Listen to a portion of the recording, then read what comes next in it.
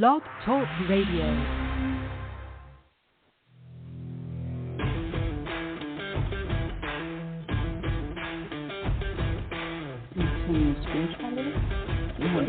The following broadcast is brought to you by the iGolf Sports Network. Golf Talk Live is sponsored by the iGolf Sports Network and Golf Tips Magazine. Here's Andrew to tell you more about our sponsors. iGolf Sports is a live stream broadcast and media production company providing quality programming designed to attract the golfing enthusiast. And Golf Tips, the game's most in-depth instruction magazine, including reviews on the latest equipment, tips from top teaching professionals, all designed to help you improve from tee to green. Welcome to Golf Talk Live with your host, Ted Odorico. Join Ted each week as he speaks with some of the best in golf. This week's special guest will join us a bit later. But first up is another great discussion on Coach's Corner. So let's introduce tonight's Coach's Corner panel. All right, good evening, everybody, once again, and welcome to Golf Talk Live. I'm your host, Ted Odorico, and very excited to have you joining me this evening. We've got a great show for you. We're going to be starting out here in just a moment with the Coach's Corner panel. And then a little bit later on, I'm going to be joined by Dan Anderson. He's the COO and CMO, as well as the development coach at the Payne Stewart Kids Golf Foundation. He's going to be joining me here on the second half of the show. Originally, Kelly McKenna was going to join him, but unfortunately he's on the road and is not going to be calling in, so Dan's going to be on here and do that. So let me introduce tonight's panel, and then we'll get into our discussion tonight on Coach's Corner. First up, of course, is Jamie Leno-Zimron. She's a Class A LPGA teacher professional, a 6th-degree Aikido black belt, also a somatic psychologist, corporate speaker, and mind-body fitness trainer. She's also a Phi Beta Kappa graduate from Stanford University and is the creator of the Ki Golf, the Centered Way. Also joining tonight's show is Sue Weger. She is a #1 best-selling international author, motivational speaker, and peak performance coach. She's a 24-plus year LPGA Class A golf professional and the owner of the Weger Consulting LLC. So, ladies, welcome to Golf Talk Live's Coach's Corner. Thanks for having us, Ted.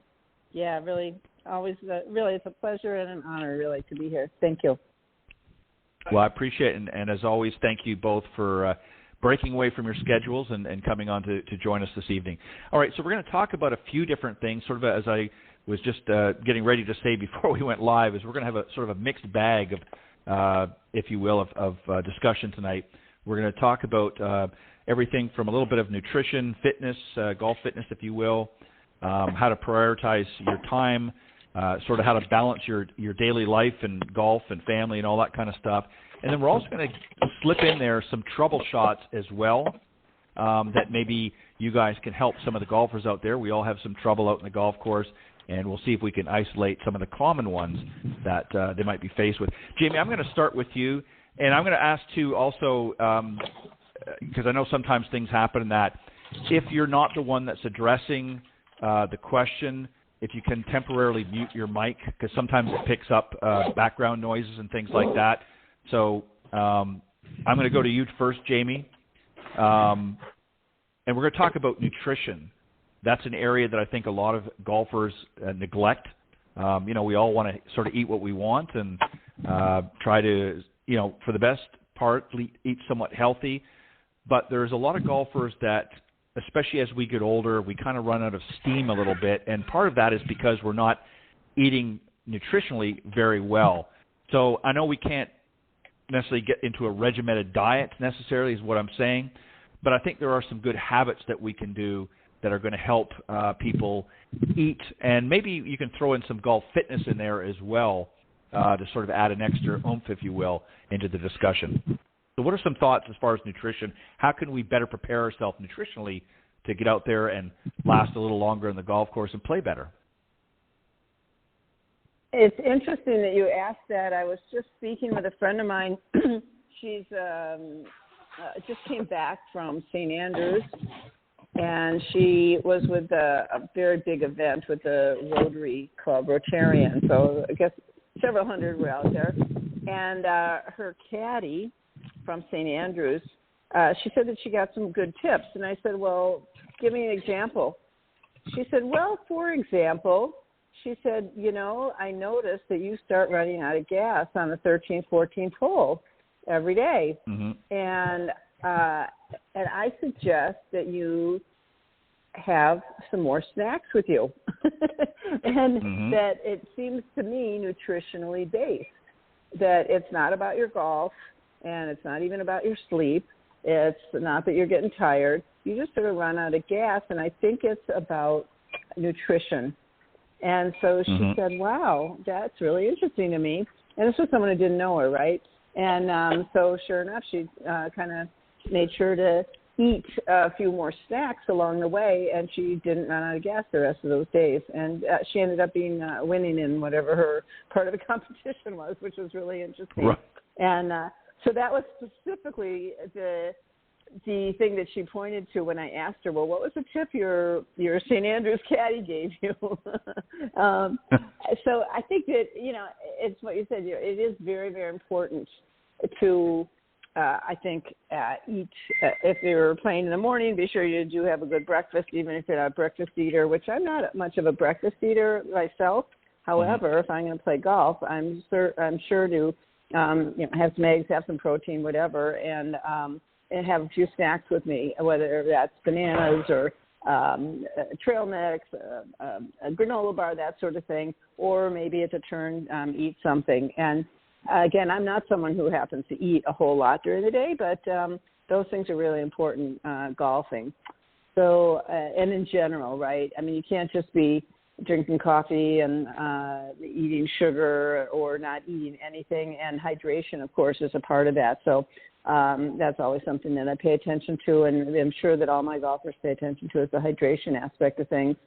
And in terms of fitness, that's another thing. I've always been very happy and proud, I must say this, to say that with my fitness program, my Golf Bliss Fitness, right, balance, lengthen, integrate, stretch, strengthen, that almost all of my students tell me that they make it to the 18th and even the 19th hole with enough energy and without feeling sore. And that's because mm-hmm. they do fitness, and they do a golf-related fitness. They can do it every day at home. They can do it even on the golf course, because it's, make your golf club your health club. Use your golf club. And, they're not hurting. They're taking less Advil. And, in fact, yesterday, I'm in Oregon right now, and I was playing with an LPGA friend of mine who's a former tour player who's now in her 70s. And we stopped on the golf course. We had time, and we did a few exercises, because she just said, there's a couple places she feels tight, and she knows that that's limiting her. So we did exercises on the course just because we could. We had a little time.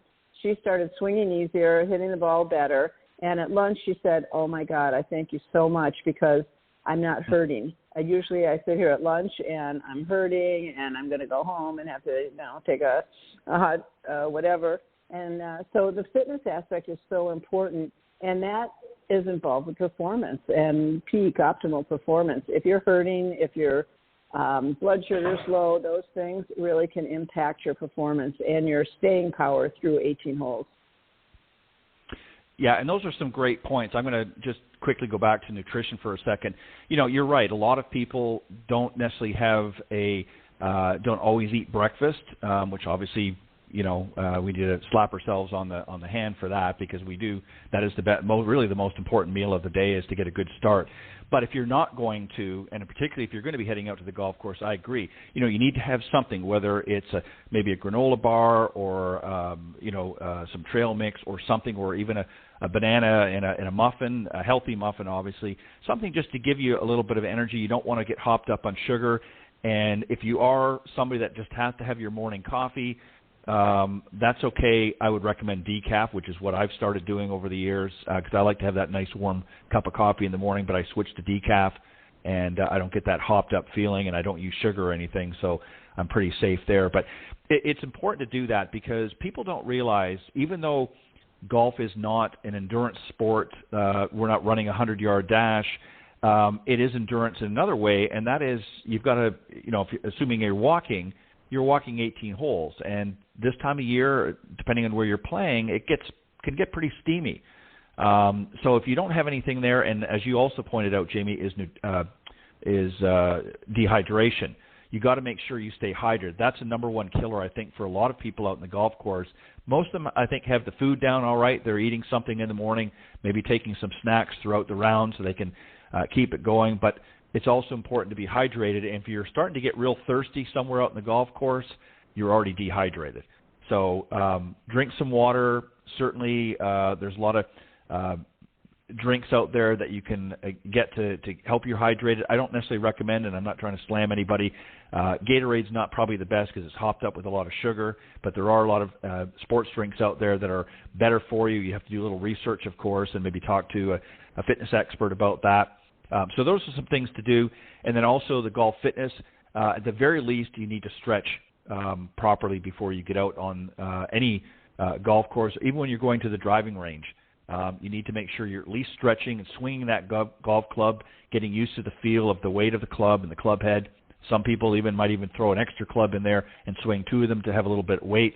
You need to do that because you've got to stretch those muscles out and warm them up and get ready for that round. Otherwise, you're going to be playing with tension the whole time. So some very interesting points. I just wanted to add a little bit more in there and just sort of reaffirm what you said. But great points. Sue, I want to come to you on this one here, and this goes more to the playing or preparation. And there's really two ways to do this that we're going to talk about. The first one is in a practice session. If you're just going out, maybe you're with your swing coach and you want to get into a full-blown practice session, that's going to be different than a warm-up before a round. So maybe you could touch on how do we prioritize our time on the range. One of the mistakes we see, and I'm going to point this out real quick and then I'm going to let you respond, even in a practice session, a lot of times we see people just raking and hitting balls, and they're hitting a lot of golf balls, but not really with any sort of purpose. And then we get others that get out there on warm-up and hit two or three balls, maybe make a couple of putts, and then they're off at the first tee.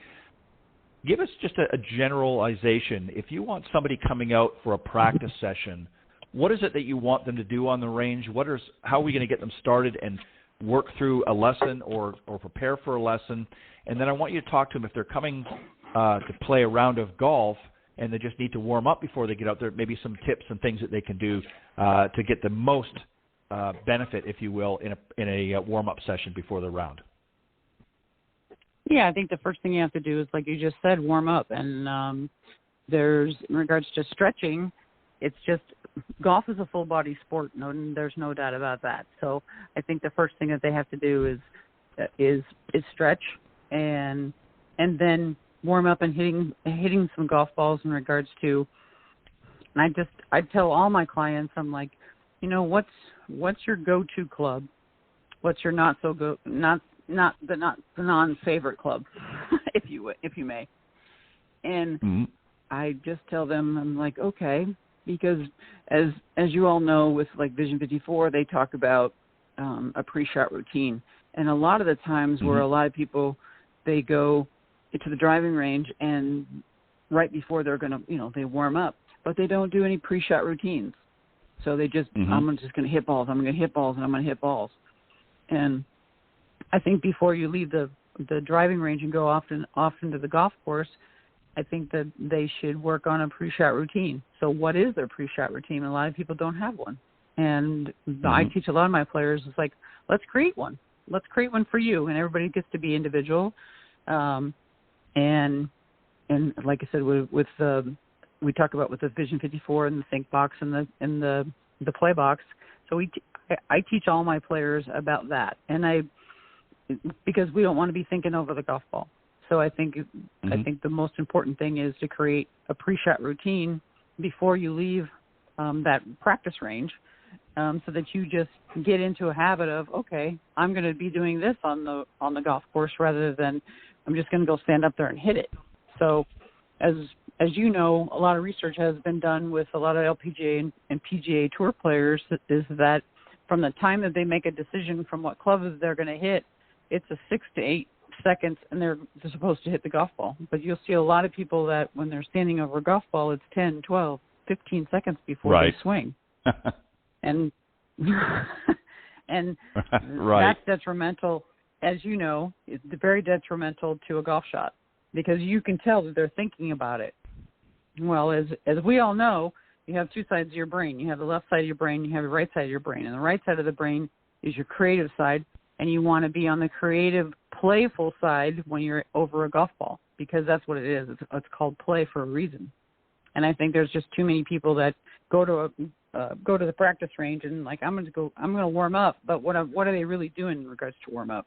And you'll see, that's what I love about the PGA and the LPGA. They actually go to the driving range, like when they do televised segments like the U.S. Open, and you'll see a lot of the players doing their pre-shot routine. They're just not banging balls, and I think that's one of the biggest issues is that we have to teach people, like, okay, what is your pre-shot routine? Do you have one? Maybe you don't have one. Okay, if you don't have one, let's create one for you, so that you have a certain rhythm, you have some balance, and you have there's some direction to that instead of just going, oh, I'm just going to go hit a golf ball. Yeah, and those are, again, great points. And it's true. Even in something simple as a warm-up session, first thing I want to just dial back just for a second to add to that, and that is you want to make sure that you get to the golf course early enough that, number one, that you're prepared and you're not running to the first tee, or you're not running to the practice range to do your warm-up session because you've got 5 minutes to make it to the first tee, so you're going to hit 2 or 3 balls or what have you. You want to allow yourself at least a good 15, 20 minutes minimum. You certainly don't need to spend an hour out in the range, but you want to be at least 15 to 20 minutes before you tee off, depending on where usually the range is fairly close to the first tee, so you're not that far away.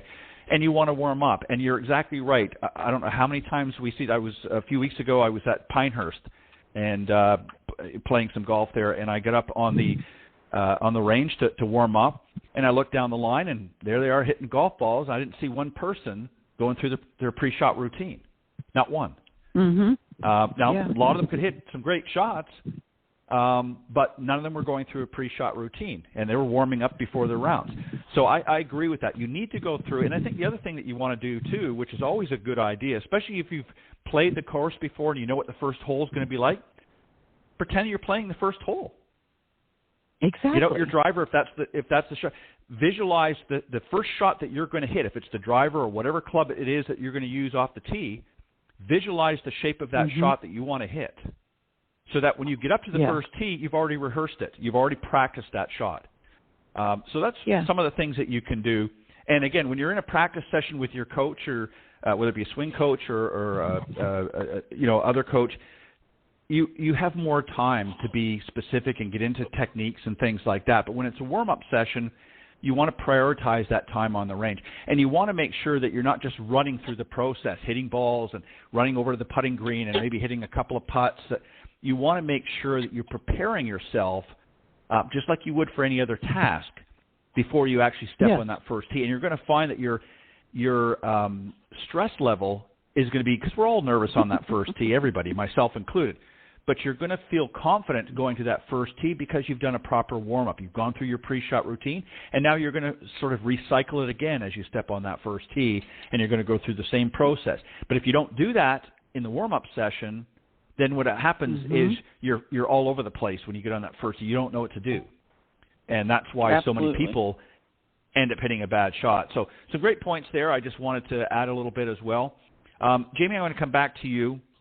And I think this sort of feeds into the next point, is preparing yourself mentally for a round or a tournament. So if you're playing in an event, whether it's maybe your club championship, or maybe you're playing in it might even be a professional tournament, you got to get yourself kind of your mind right, if you will. It's not just all about the physical game. It's about getting your mind right and prepared. So what are some tips or maybe some suggestions for those that maybe have got an important tournament that's coming up, and it might even just be a fun tournament, but they want to get prepared for it? Sure, they can go to the range, they can hit balls, they can work with a coach on the physical part of the game, but how do they get their mind right so that when they step out on that golf course, they're going to be prepared? What are some tips that we can use?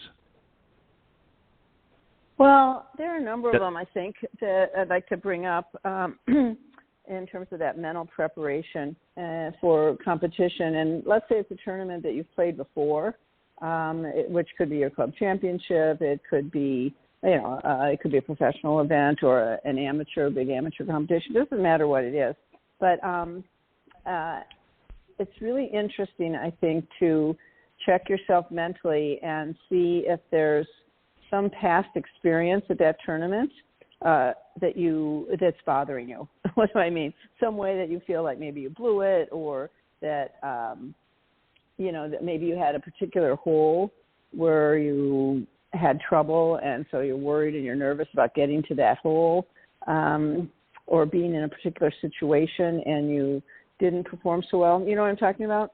Those things that kind of a bad memory that haunts you in a sense. And you may be aware of it or not. And, if you're not aware of it and then you get to that hole, you get to that situation, it's like, and you sort of freak a little bit, or you really get nervous and you find that you can't swing so well. You can't really perform. That's a problem. Maybe you are aware of it and you've got to deal with it because you don't want to get to there and go, freak out. And I'll give you an example just from me, from my own experience. We played our LPGA national tournament at Pinehurst number 8 for a number of years, probably, 10, 12 years ago. And then we came back to number 8. And years and years ago, I was doing well. I'd shot 73 one day, and then the next day, and I got to this one hole, and there were a bunch of big weeds and tules, like swamp on the left, right? And you had to hit over it and to get to the fairway. And I, of course, here I am playing. I'm like going to be in the money. I'm doing well. And I somehow kind of yanked my drive into those tules, which was unusual, but that had happened, right? And that was like years ago. So then here I am. I'm playing a practice round because we've returned to Pinehurst number 8. And just in the practice round, we get to that tee, and I go, oh, my God, the first thing I remembered, right? I yanked my drive there, and I screwed up a really good tournament I was having.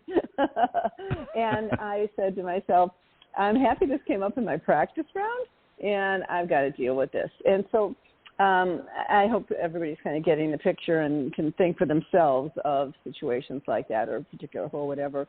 And there's something called releasing. It's actually a method to let go. And there are different ways. I teach the specifics of how to let go. You picture the situation, et cetera, but you need to feel what happens in your body with the fear or the negativity, and notice the self-talk that comes up there. And really let it come up so that you know what it is. Don't suppress it. In fact, we call it unsuppress it, unbury it, so you know what you're dealing with. And as you let all that up, and I actually pulled over and I let people play through. I think I let 2 or 3 groups go through, and I sat there on the side on that tee, and I released until I let go of the old past situation. And then I could step up there and just hit a drive without thinking, oh, my God, I'm going to yank it left like I did 10 years ago. So I hope that's kind of a graphic picture, and I can't tell you how many people I've worked with and competitive players at any level who have those things going on. And so I think it's very important to be aware if you do, and then to work with, do some coaching around releasing, or just use that idea, that concept that you've got to be able to let it come up and let it go so that you can be in the present and clear-minded and be able to feel positive that you can execute in that situation. So there's a little work that needs to be done there. That's some, as it were, sports psychology work. So I think that's important in preparing mentally. As you know, I'm very big on centering skills, and centering is about kind of dropping your weight, dropping into your lower belly, dropping into your legs and feet. If you think about being anxious or nervous, I actually do this with CEOs. I do it with my athletes. I go 1, 2, 3, boo. And, you go like that, and you hold your breath, and you go up, and your brain kind of goes on tilt. You get tense, and so you need to learn to relax. And the centering is to go down, and as we go down, we counter, and we exhale, we relax, and we get present, we get balanced, we get stable again. So learning centering skills, and to put your mind that freezes or that gets kind of freaked in that deer in the headlights kind of mind, or on tilt, and you put your mind, the mind needs to move, put it in your belly, put it in your legs and feet, ground yourself. And that way you can use your mind productively, be sure that you're breathing and that you're present in your body, you're present in the moment. These are mental skills in the body. So, and of course, we could go through visualization and preparing that way and that sort of thing, having routine.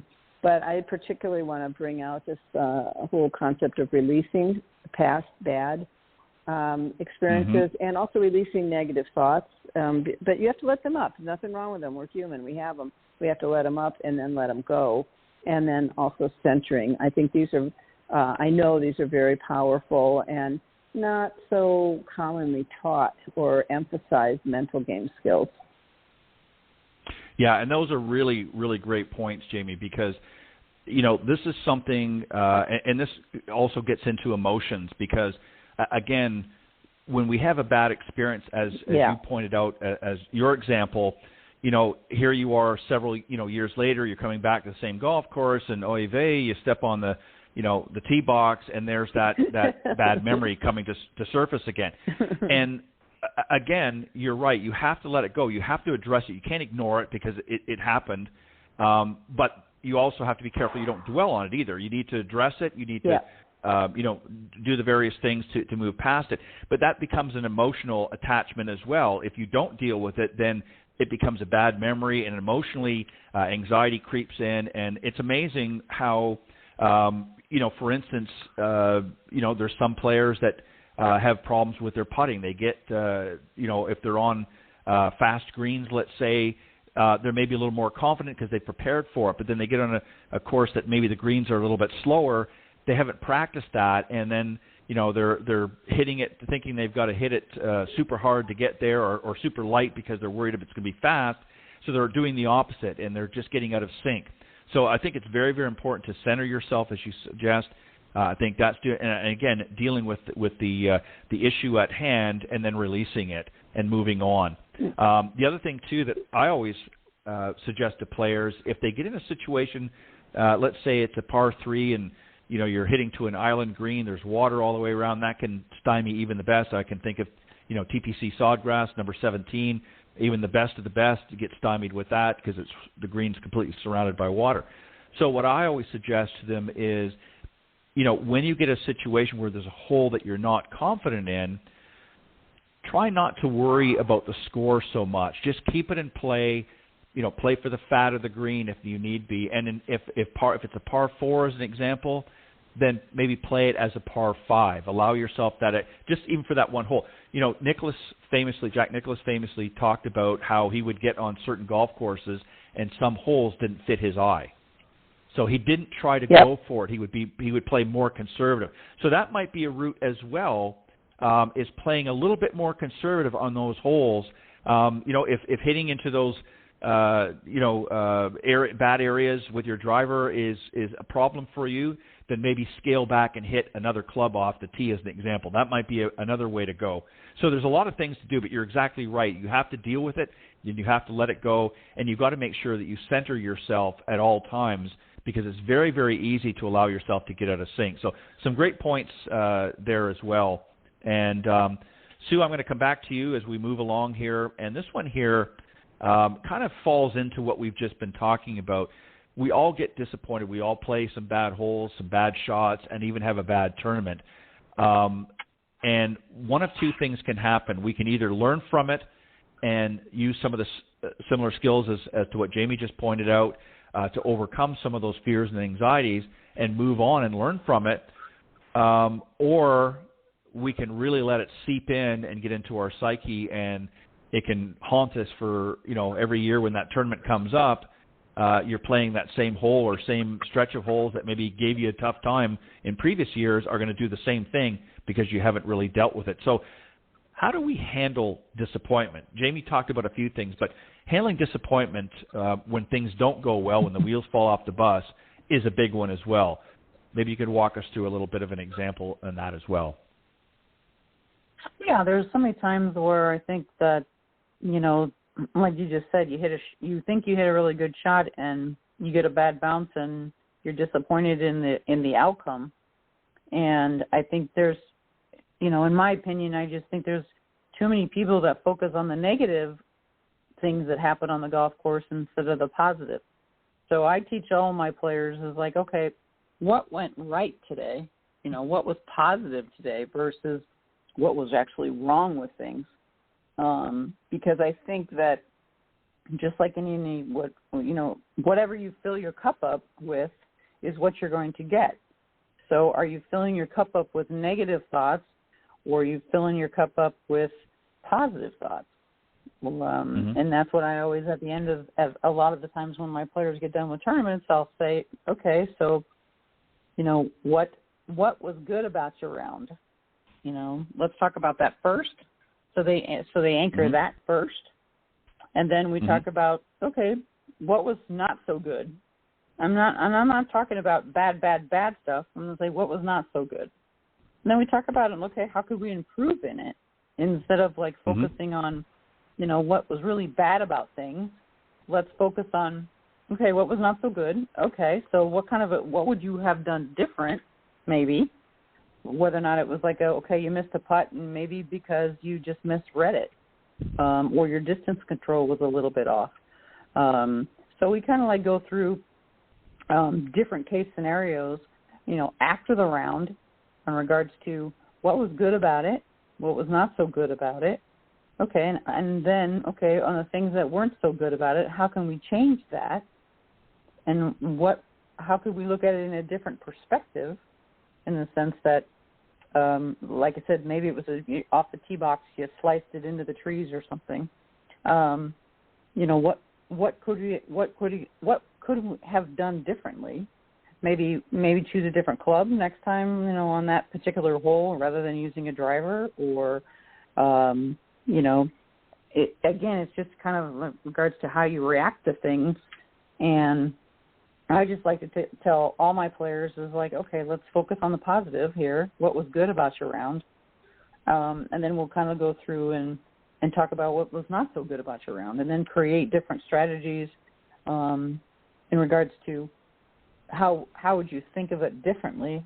What would you have changed on the not so good shots or the not so good results, if you may? And we talk about through that in regards to, all right, what would you have done different if you're going to go play that hole tomorrow? What would you do different? Because it's all about strategies, and it's all about strategies and outcomes. But the outcomes depends on how you how you react to the outcome. And right. And too many people are always anchoring all the negative stuff. And that's why I teach all my players, we're going to anchor the positive stuff. We're going to let go of the negative stuff. And yeah, we'll talk about some of the things, but, I really want you to focus on what went well today, because, again, what are you filling your cup up with? What are you filling up that mental psyche with? Are you beating yourself up, or are you focusing on what went well that day that you played? Because the next day, so if you're playing in a 3-day tournament, and the first day is all you're focusing on is negative, what do you think you're going to get the second day? It's not going to be, it's not going to be fun, because you're focusing on, okay, I did this wrong yesterday. Hopefully I won't do it again. Well, really, what do you focus on? And as you know, and Jamie knows this very well, is what you focus on is what is the energy you're giving out to the world. And right, the law of attraction. Yeah, exactly. And I do a key exercise with people, and we just tie a key to a string, and I give them a kind of like a face of a clock sitting there on the front of them on a desk or something. And I just ask them, I said, we're going to focus on the key, and you're not going to move the key, but your thoughts are going to move the key. So we'll be sitting there, and I'm going to say, okay, I just want you to think about, let the key hang straight down, and I want you to think about 12 to 6 and 12 to 6. And before you know it, guess what's happening? The key is moving from 12 to 6, because what you focus on is you're creating energy. Yep. And then I say, okay, now let's move the key from 3 to 9. So the key, it's crazy, because I was doing I did this exercise with about 80 women in one room, and I gave them all strings, and I said, just pull out a key, and I just showed them how this works. And they were all freaking out. because they weren't moving the key, but their spots were moving the key. Yeah. Well, you're right. It goes to the energy, as you said, and people don't really understand that, and it's true. The energy that you put out, if it's negative. And I want to just touch on real quickly, just to sort of carry on the overall points here, and that is, if you listen to the pros, doesn't matter who it is, most of the professional golfers, whether it's on the LPGA or the PGA Tour, if they've had what we would perceive maybe some bad holes or a bad round, maybe they didn't finish as well as they thought they would, and you listen to the interviews that they have afterwards, they don't dwell on the fact that they're 3 over par for the day, or they're close to, whatever the case is, or there was a bad hole. Now the reporters might ask them questions, say, well, what happened on number 12 or whatever, and they will always, find a way to pull positive. Tiger famously always said, I didn't play my A game today, but I'm really happy about my putting. So they always reinforce it, the better ones anyway, certainly the better professionals. Some of the ones that haven't been out there and got the experience yet might delve into some of the negative stuff. But for the most part, they will always reinforce it. You know what? I wasn't hitting my driver really well, but I'm happy with my iron play.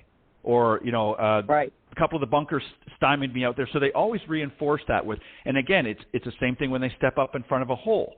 They know the trouble is there. They're not stupid. They know there's maybe some fairway bunkers, or maybe there's an out of bounds to the left or to the right, or the trees or what have you. They're conscious of them being there, but they're looking for a target. They're saying, okay, where do I want my tee shot to land? They find the target. It doesn't matter what trouble's out there.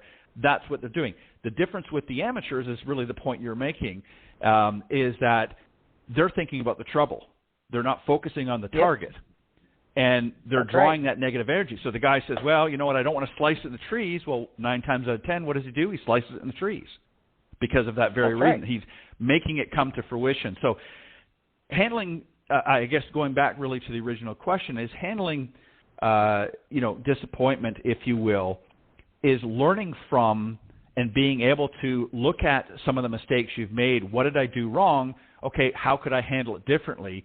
And then moving forward, making those changes, adapting to those changes for the next time. If again, as you said, if you're playing a 2 or 3 day event, you've got another opportunity to play that same hole. And if you made some bad choices, you certainly don't want to make the same choices the very next day. So now you're going to redefine that. So again, it all boils down to this game really, as Nicholas famously talked about, is not so much a physical game as it is a mental game. And the best players in the world do well because they are mentally prepared. I want to move on and get into a few examples. Yes, I'm sorry. Go ahead, Jamie, real quick. I just wanted to kind of piggyback on what you both are saying. There was a book. I don't even know who wrote it, and all you need to know is the title of the book. And the title is What to Say When You Talk to Yourself. So I think that's really important, that we're paying attention to what we're saying when we talk to ourselves. That's what self-talk is. And is it positive? Is it in the present? What's it about? And just to your point as well, Ted, about tour players and Sue, you have to know how to release and let go as an athlete and a professional athlete. Because otherwise you just get killed by your past failures, and then they become your present failures. So you have to have the ability to let things come up and then let them go. Yep, exactly. And that's why I say that if you really listen to the better players on the tours, that's what they will say. Is they will talk about their round, but they won't sit there and dwell on the negatives of the round. They may point them out and say, I hit a pretty bad tee shot there. They might even laugh about it. May not at the time, but they will later on. But you know what? I hit a great next shot, or I got back in play, and that's what they're going to focus on. They're going to focus on how did I recover and get myself back in. And, okay, even if I ended up with a bogey on that hole, it could have been worse. It could have been a double. It could have been a triple bogey. And that's the way you have to think about it, and that's how you handle that sort of diversity and disappointment on the golf course. All right, Jamie, I'm going to come to you here, and these are just some examples, some different types of situations we might be faced with that we certainly would like to avoid, but it's inevitable. Some courses, obviously all courses have a rough. Some can be a little heavier than others. This is an area that a lot of golfers struggle with. There's obviously your first cut of rough, which usually isn't too bad, and then there's a little thicker rough depending on the course you're playing and the type of course you're playing. Give us a general idea of if you get your ball in the rough, and I know there's different lies and so forth, but maybe you can just give us an example or two. If you find yourself in the rough, especially in the heavy rough, how do we handle that situation? What's the best way to do that? Is that what's the technique, if you will, for hitting that type of shot? Do we need to make a change in our setup, what have you? Give us a sort of a walkthrough, and if you want to use a scenario as an example, just to create a visual for the listeners, by all means, go ahead. Everything you ask, things that have come up for me literally just in the past days or week. And so today we're playing a golf course that has really heavy rough. And the first thing is I would recommend to, if possible, to club up or to go to a hybrid club. Hybrids are meant to get through some of the longer grass more easily than an iron. Or, if you're thinking, this is 9-iron distance, but that 9-iron is not literally going to help you get through that grass. And the grass slows down the club head, so that already cuts your speed, cuts your distance. So you may have to, take a longer, stronger club and, adjust for that. The other thing is it's like don't be greedy. So what happened today, it was interesting. I had just been talking with this person I was playing with about disaster holes. And this was some years ago. I remember at the PGA show, and Dave Pelz was talking about a serendipitous finding. They were going through a lot of scorecards, and they discovered that most scorecards have one or two high numbers on them. And then they called them blow-up holes. This was not what they were looking for, but that's what they discovered. And that if people could just eliminate, cut down either the number of blow-up holes, disaster holes, or maybe the disaster was a double bogey instead of a snowman or a quadruple bogey or something like that, that would help their scores a lot. Well, we had just been talking about that. Sure enough, we're on this par 5, and she gets in the rough on her second shot. She's only, 120 or 30 from the green, and, of course, she went for it, and she barely got out of the grass. And then she was still in the long grass. And then she didn't get out again very well. And anyway, she ended up with, a triple, I think, on that hole. And it was a disaster hole. And she said, you know what, we went back through it. And when she was still about 130 out, she didn't really have the power that she needed to get out of that really buried lie. And, who wants to think you're going to have to sort of chip out or lay up? But if she would have done that, she might have been able to get, back to, 50, 80 yards out, get on the green and make her putt and make a par or make a bogey, but not end up with, a triple bogey. So, sometimes it is about not getting greedy and going, you know what, I'm really going to have a hard time getting out of this really long grass and getting the distance that I'm used to or that I want in the moment. So I'm just going to have to kind of take my medicine and, get the ball back in play. Also without hurting yourself. I actually hurt my elbow a little bit in the rough today. It was so long. I was like, ow. But that's just because I tried so hard to muscle it out, and I wanted to get there. And I could have saved my elbow and probably saved a stroke if I would have not been, quote, unquote, so greedy. So that's, and then make it up on the next shot, or just, if I took an extra stroke on this hole, it's better than taking 2 or 3 or 4 extra strokes on this hole. So, that's part of the course management aspect. And whenever I teach course management, I teach mind and course management because they're interrelated. They're very interconnected. So I think club selection is very important when you're in the deep grass. And it depends, can you see the ball? Is it buried? Is it down so far you can't even get to it? That sort of thing. So I think you have to look at that when you're looking at how to play the shot. But I think you have to know that it's going to take a little more stability, a little more oomph, and really staying down, quote unquote, staying with the shot. You certainly can't sort of lift up at all because you can almost whiff the ball or just barely hit it. I actually once saw a tour pro hit maybe about 100-yard duff in the long grass at Torrey Pines. It was kind of shocking, but it happens. And I saw this guy do it.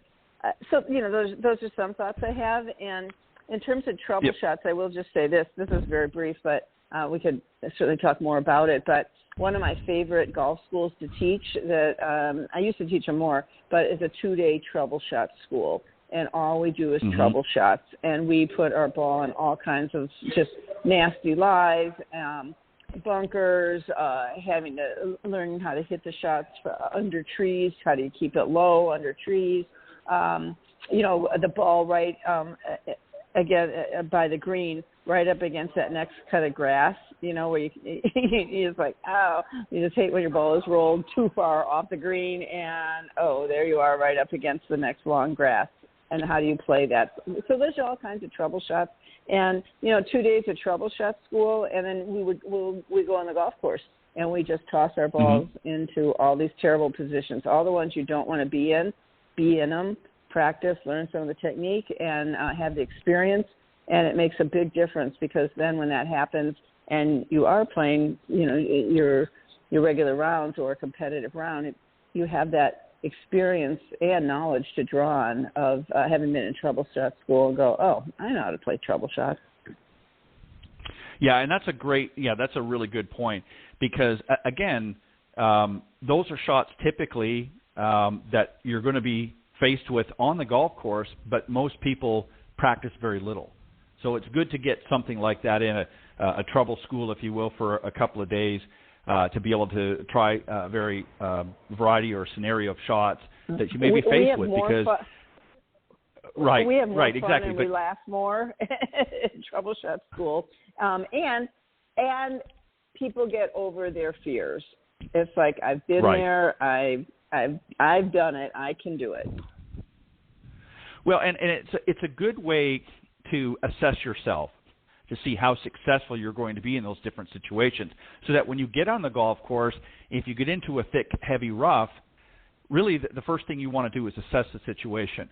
And you want to ask yourself, and of course you have to do it in a timely fashion because you don't want to slow up people, but you have to look at the situation and say, the first question is, okay, what is the likelihood, or am I going to be able to advance the ball down the fairway? Is it a shot that I can confidently pull off? If I'm, let's say, 100 yards from the green, but I'm in some thick, gnarly rough, am I going to be able, because there's maybe a creek that runs in front or there's water around the green. So I have to look at that and say, what is the likelihood that I'm going to be able to pull this shot off with any amount of success? And as you pointed out, Jamie, more often than not, you're going to find yourself in more trouble. So you have to look at what are your options. Yeah, I could try to go for it, but I may not be successful. Or I could pick a different club and just get it out there and get out of that trouble and get it back into play. So it might be a matter of laying up. And if it's really bad, you don't want to hurt yourself. So it may be just something, just getting it back into play. And you might even have to hit it out sideways just to get it out back into the fairway. Hopefully you can advance a little bit depending on the circumstances.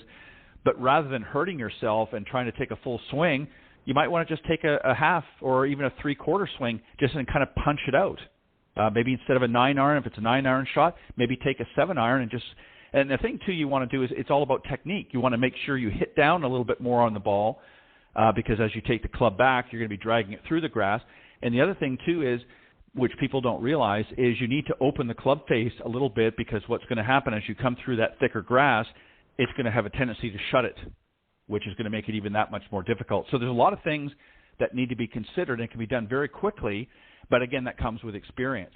But you want to practice those shots and you want to feel confident with those shots, but you also have to be realistic that if you're faced with one that you don't have a lot of confidence in, don't try to be the hero and go for it and run risk of, number one, hurting yourself, but number two, putting yourself in a worse situation, maybe hitting it into the rough on the other side because you didn't execute it properly. So there's a lot of things to vary from time to time to look at and assess the situation is really what you want to do. Sue, I want to come to you for this last one because we're getting ready to wrap up. And we not only find ourselves in the rough, and this is another trouble area sometimes, is we get a lot of slopey lies, if you will. Sometimes the ball is above our feet, sometimes it's below, sometimes it's side to side, what have you. And a lot of people get confused with this because they're not on a flat surface anymore. They're standing with the ball, might be as much as a foot above their feet, or not even a foot and a half, 2 feet below their feet, and they've got to get into a different position. So how do we handle a situation like that where we might find ourselves in an uneven lie, and specifically a severely uneven lie? Yeah, I think that's like Jamie just said, you have to go practice those, because in the law of physics, meaning ball flight, if you have 4 different type of lies, meaning, okay, you've got a ball above your feet, a ball below your feet, a side hill lie, a downhill lie, those are 4 all different ones. And what happens is you have to educate players in regards to what's going to happen to this ball flight when it takes off. Because most people aren't thinking about it.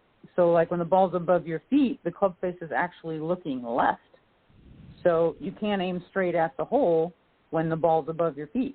When the ball's below your feet, the face is actually going to open up, have a tendency to open up when the ball's below your feet. And then, for example, when the ball's going on basically in an uphill lie, you're adding loft to the club.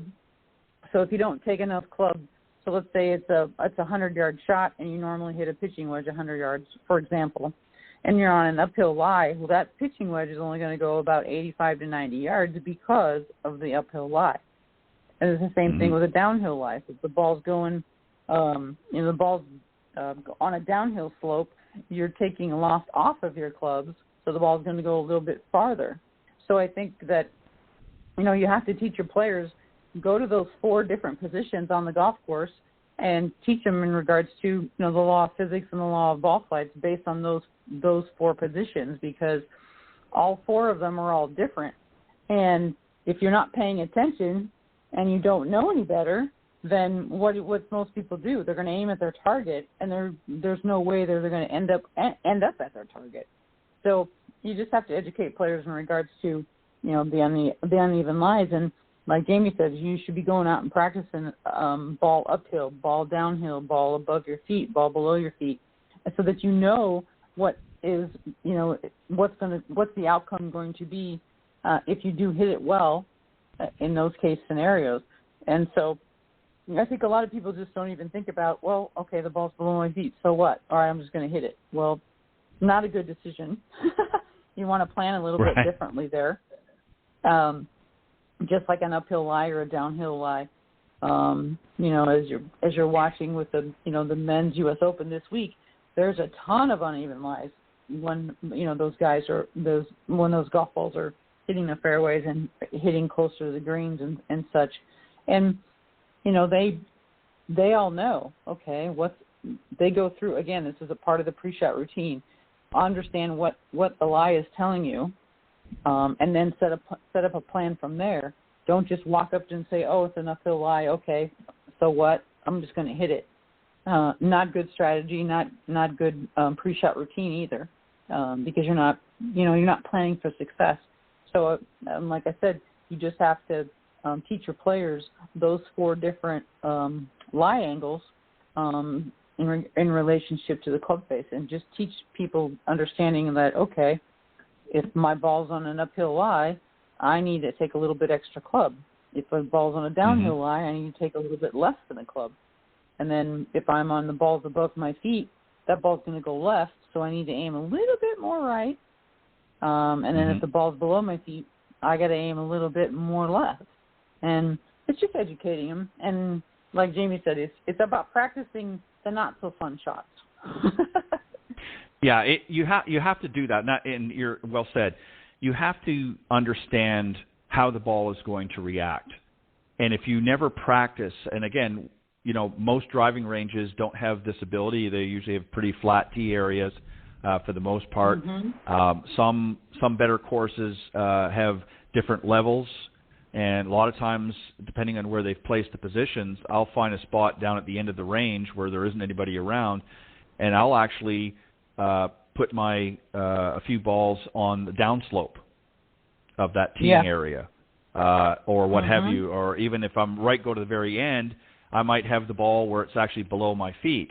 Just because you need to practice that. If you're not, and again, if you're in a practice session with your coach or your swing, your swing coach, if you will, then that's something you want to make sure that he or she is getting you practicing or rehearsing on a regular basis, because those are the shots you're going to be faced with most, is uneven lies or thick rough or what have you, because most amateurs are not always going to find themselves in a nice flat spot in the fairway. In fact, it's very unlikely that that's going to happen with any sort of regularity until you become a more proficient player, where you can again pick your targets a little bit to know where those areas are on the golf course that you want to land the golf ball to give yourself that better a chance. But more often than not, you're going to hit it and find yourself on a down slope or side slope or what have you, or up slope, and you need to know how to address those situations, and you pointed that out quite well. Ladies, I want to thank both of you for joining me this evening. We're hard to believe, but the hours zip by, and I'm going to give each of you, Jamie, I'm going to come back to you first, and then Sue. Just let the folks know if they want to reach out or get in touch with you, the best way they can do that. Jamie and then Sue. Well, this hour really did zip by. It's always fun to be on with you, Sue, and to be with you, Ted. So, and great questions, and touching on some really important aspects of playing well and practicing, preparing. So people can reach me at kiaigolf.com, KIAI golf.com, or at thecenteredway.com. They'll both go there to the same place. So that's my website. Email Jamie, Jamie, at kiaigolf.com. And also on Facebook and LinkedIn, Jamie Leno Zimron. And my phone, I hear all my messages, and I like to talk. So, and I like to make personal connections. So I do return phone calls, and I'm at 760-492-GOLF, 4653. And really love to connect with people, and and I also do a lot of virtual work as well. So we don't have to necessarily be in the physical same place in order to do golf lessons and some golf mastery training and golf fitness. Wonderful world of technology. We can do that now. Sue, how about you? What's the best way for the folks that are listening if they want to reach out and connect with you and maybe get some help on their game? Yeah, I'm at SueEagerGolf.com, and you can find my #1 international best-selling book called Golf: The Last 6 Inches. It is on Amazon. And my phone number is area code 480-392-6563. Or you can reach me at SWIEGER@PayneGolfClub.com. Enjoyed it, and thank you so much, Ted. Well, I appreciate it, ladies. Again, thank you very much for always giving of your time. And don't forget, for those tuning into the show, reach out to them, and they're there to help you with your game and make it more fun and enjoyable. But thanks to both of you for joining me this evening on the Coach's Corner panel, and I will see you next time here on Golf Talk Live. Have a great weekend, ladies. Awesome. Thank you. Okay, bye-bye. All right, that was Jamie Leno Zimron and Sue Eager joining me on the Coach's Corner panel. And always interesting discussion on the panel. We always like to try to have some interesting points of view. And even though we don't have visual cues here, I think we try to explain things enough that people can understand. And again, you can always reach out to them, and they'll be more than happy to explain some of the things that we talked about tonight, or maybe even on a different show. So please feel free to do that. All right. It's Father's Day coming up this week, and of course the men's U.S. Open is playing, and everybody, all the dads, of course, are going to be watching. Some might even get out and play a little bit themselves. But a great way to keep up with the game and get some great tips is, of course, from Golf Tips Magazine. So here's a quick advertisement, and we'll be back with tonight's special guest. The following ad is sponsored by Golf Tips Magazine. Are you tired of being short off the tee? And what about those 3 putts? Forget about it. It's time you got serious about your game. Golf Tips, the most in-depth magazine in the industry. For over 30 years, Golf Tips has delivered expert content such as the latest golf instruction from America's top pros, simple to follow practice and game improvement drills, fitness and mental game tips, equipment, training aids, accessory and apparel reviews, golf destinations and travel tips for every budget, and so much more. Don't miss a single issue. Go to golftipsmag.com and subscribe today.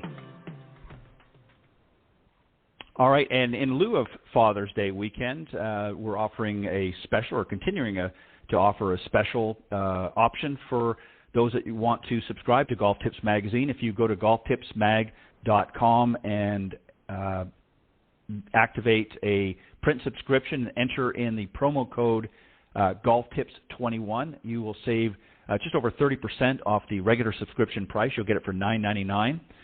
So if you go to golftipsmag.com, select print subscription, enter promo code GolfTips21, you will get, as I said, just over 30% off the subscription price. It's a great gift for Dad and great option to give him something to help his game.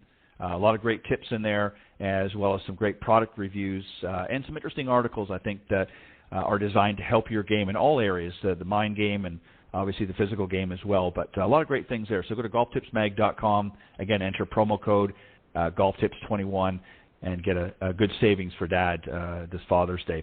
All right, I'm very excited to have join me again this evening on Golf Talk Live, Dan Anderson. He's the COO and CMO, plus the development coach at the Payne Stewart Kids Golf Foundation. Here's a little bit about the Payne Stewart and obviously the foundation as well before I bring him on. Payne Stewart, of course, was a PGA Tour icon who became one of the game's most beloved and recognized players, winning several tournaments, including 3 major championships. He was known as an entertainer, a jokester, and a golf fashion icon. Those closest to him knew him as a family man who was a devoted husband and father who was a lot of fun, and both on and off the golf course. Payne had a deep and growing faith that transformed him into the man he had become before his tragic death in 1999. And through the Payne Stewart Kids Golf Foundation and Golf Experiences, they press into Payne's legacy and the importance he placed in his deepening faith, his love of family, and the fun he had with the game of golf. Their mission, of course, is developing healthy kids for life through the fun of golf. And they focus on fun, games-based golf campuses for kids 4 to 9 years old. And we're going to find out a little bit more from our very special guest this evening, Dan Anderson. Good evening, Dan. Welcome back to Golf Talk Live. Hey, Ted. Thanks again for having me once again. I think we talked last time on Father's Day a year ago. I think you did, yes. I think it was just about a year ago, so we were awfully close if it wasn't. But I appreciate you coming back on and having a discussion with me now. So let's go back just a little bit, if you wouldn't mind. How did this sort of come about? How did the Payne Stewart Kids Foundation get started? When did it get started? And just kind of give us just again a little bit more in depth, if you will, about the actual mission of the foundation. Yeah, well, this whole thing really started 20 years ago with Wally Armstrong and his development of the snag golf equipment, kind of the oversized clubs and balls and targets for kids.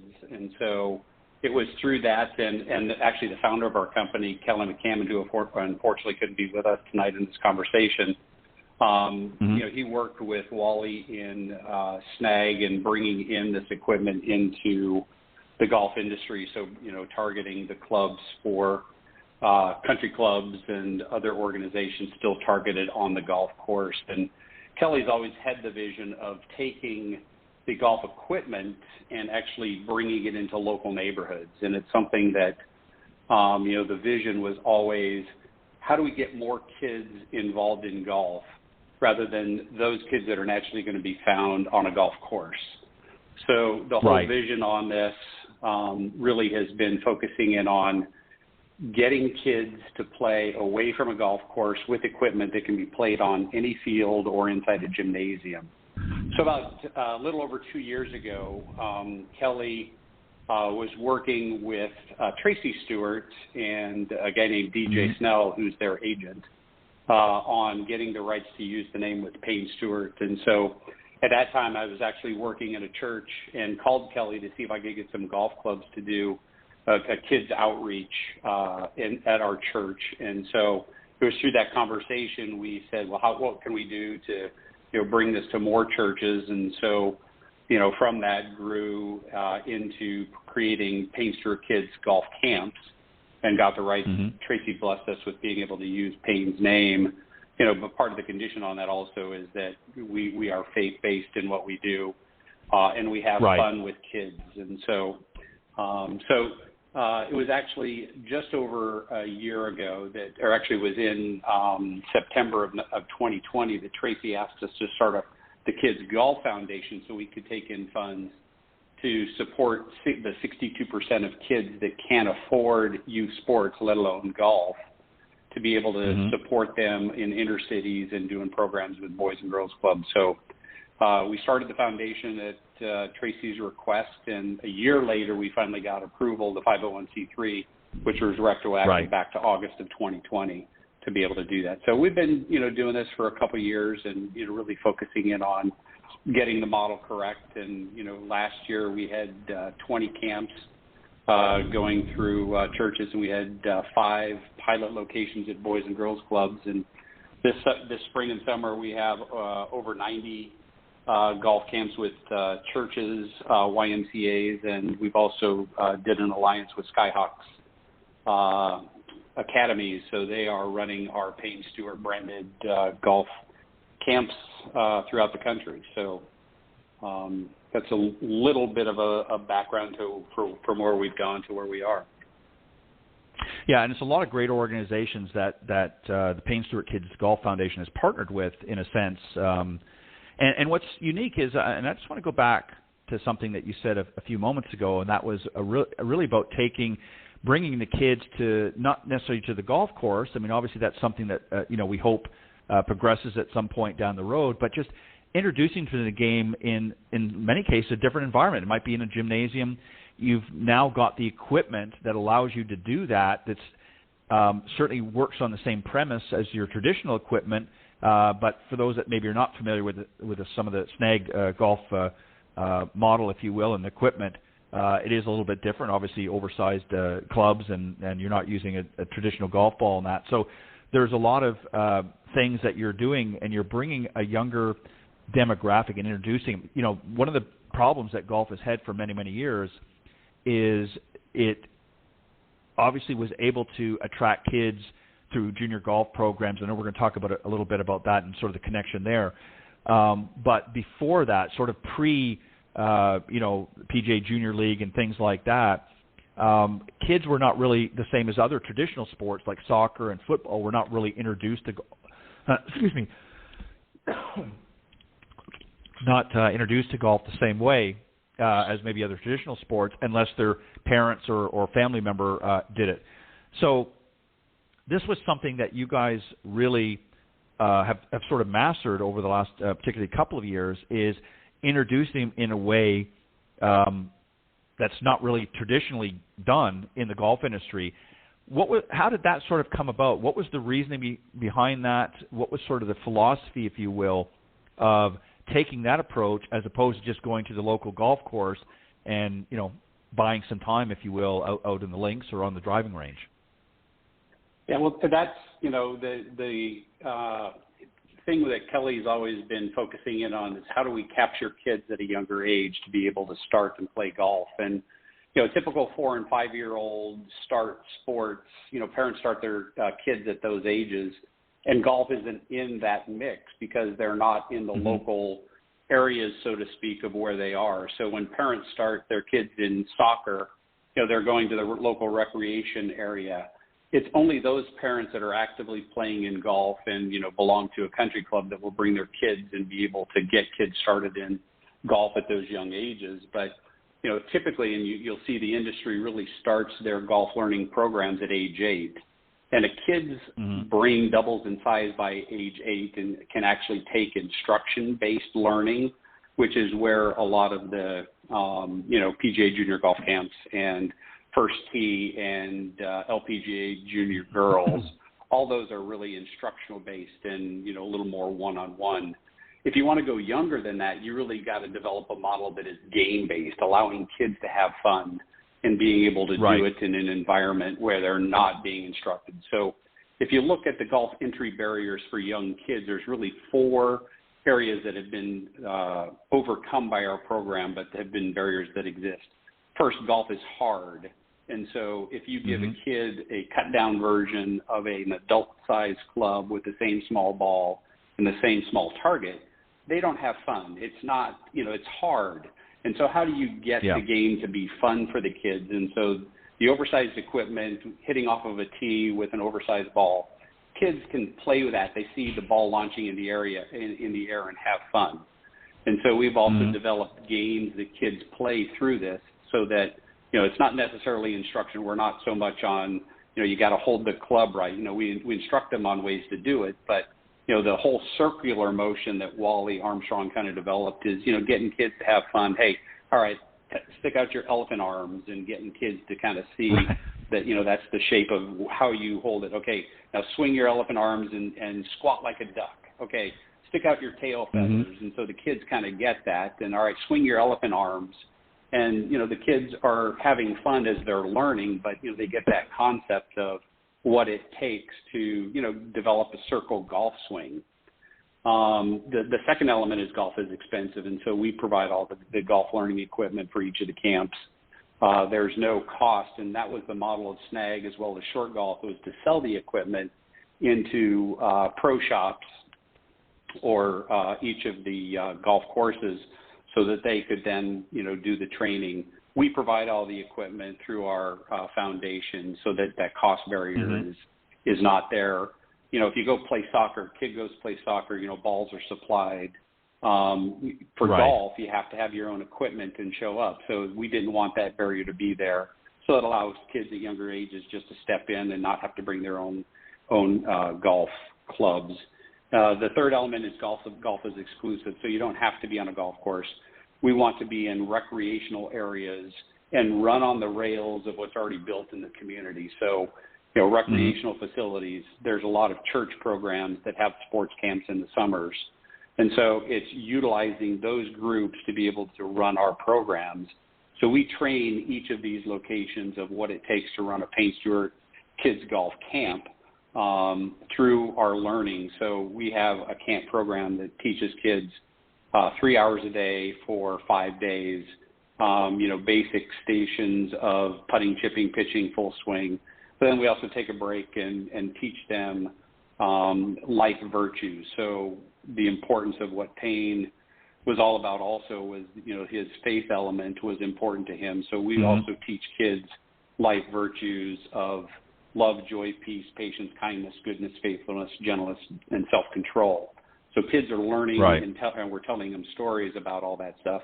And those are also reinforced in all the balls, that it's a love ball, it's a joy ball. So they're all just fun. And so, and then the last piece of that was the missing recreational level. So, golf ADM model, which, if you look at that Olympic development model, it points out the shortcomings that exist within the golf industry.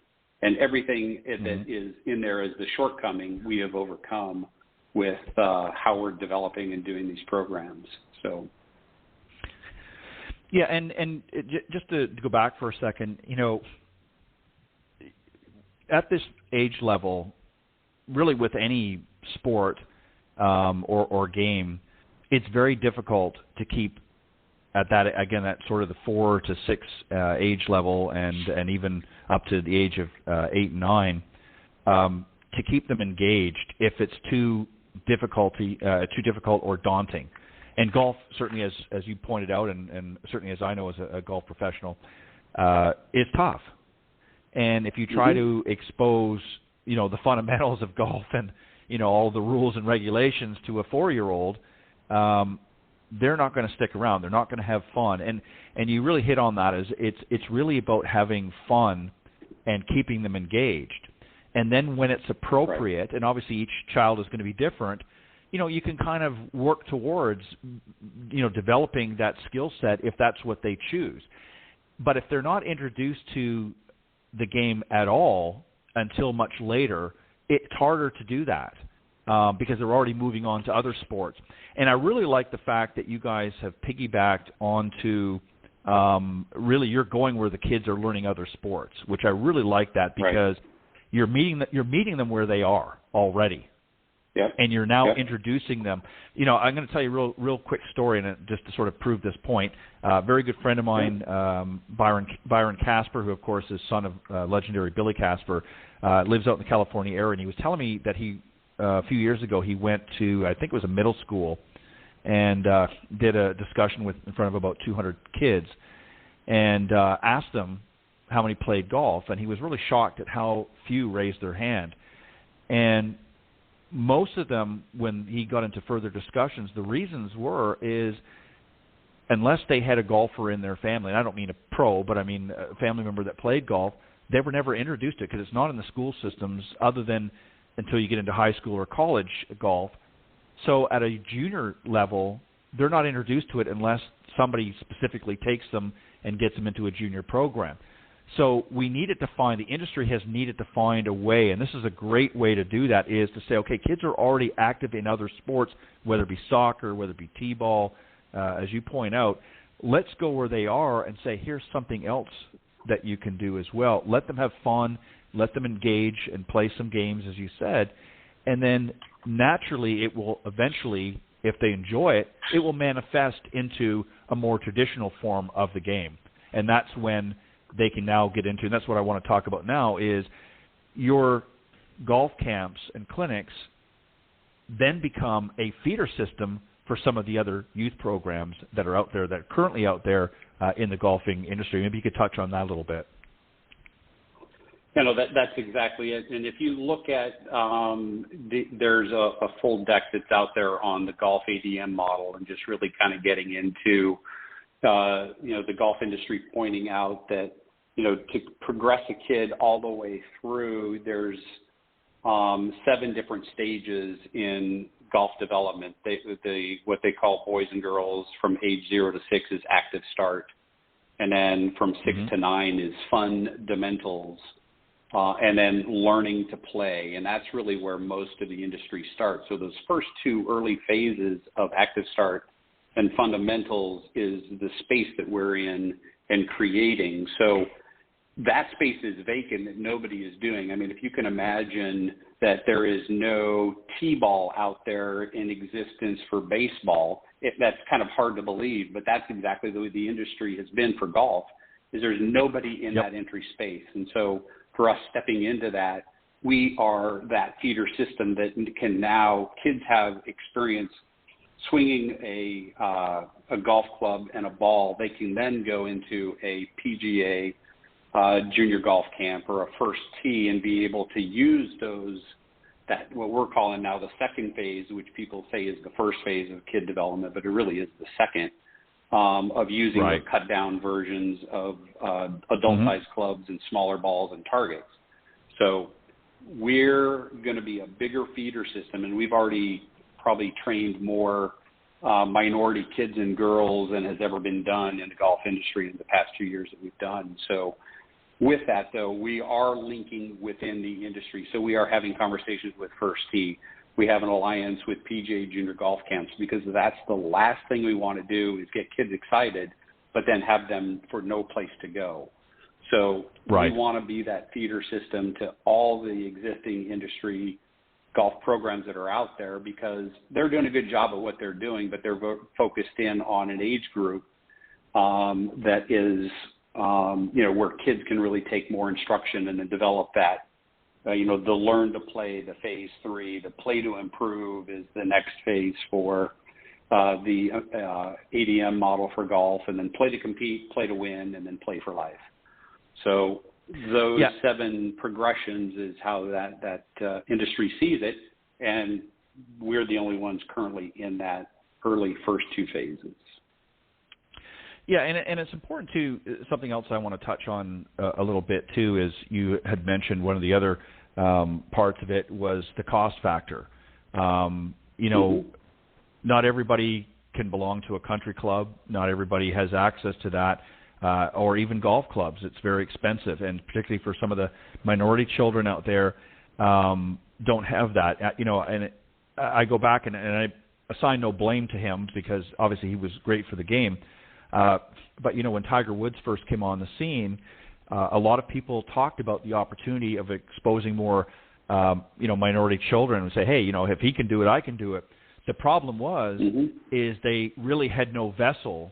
You certainly had programs like the First Tee and that, but again, they had to get over the hurdle of, well, I don't have equipment and I can't afford it.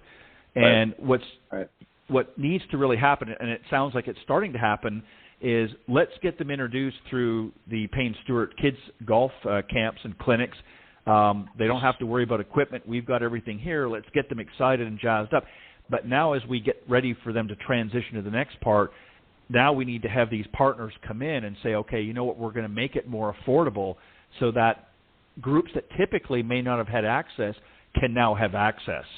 And that's what really has needed to happen. And it sounds like that's what you guys are working towards and are affecting through your organization, is let's get them interested first in the game, and then let's come together and find ways, creative ways that we can develop the industry and such to keep it going. Because you're right, there's nothing worse. You get them all, hot and bothered about playing T-ball, but then they can't go to the next level because they either can't afford it or what have you. It's not there for them.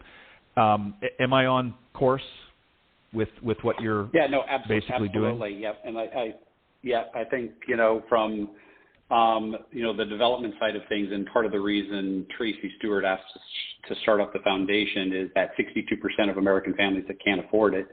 And a lot of them are the minority kids that don't have the ability to do that. And so from the existing groups that are out there in the industry, who can we partner with that is going to solve that issue?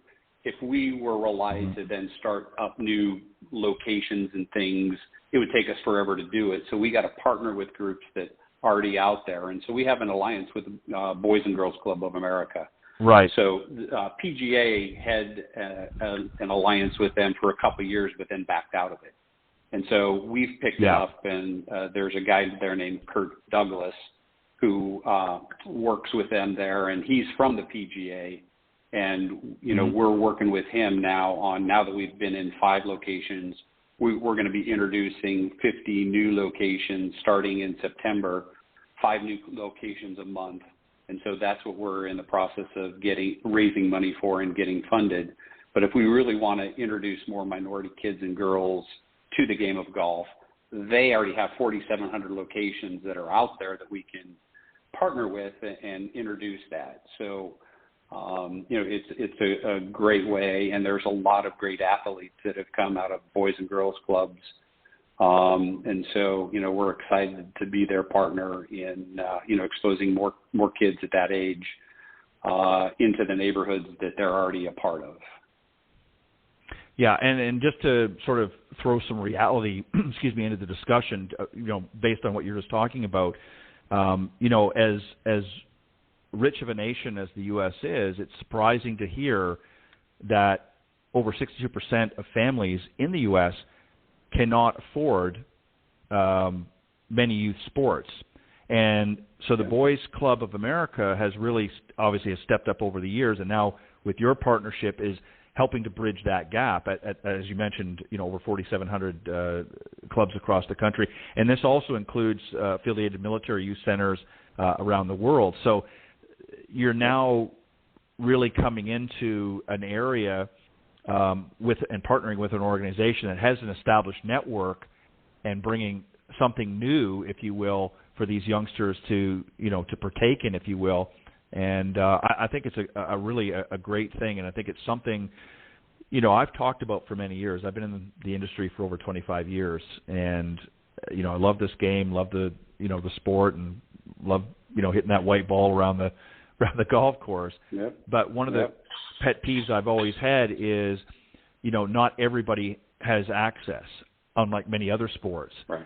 And we've got to find a way to do that. And I really commend you and Kelly and the rest of the team, and Wally, who I've had on the show before as well, for really stepping up and having the foresight to recognize that if they truly want to grow this game and make it inclusive for everybody and anybody that wants to play this, we have to make it so that it's accessible, because that has been one of the drawbacks, and it has to be affordable. Because if you don't have those two components, then you limit it to an elite platform, if you will. And that, I know from talking to people personally, that has been one of the things that has steered them away, is the fact that it's not affordable and it's not accessible to everyone.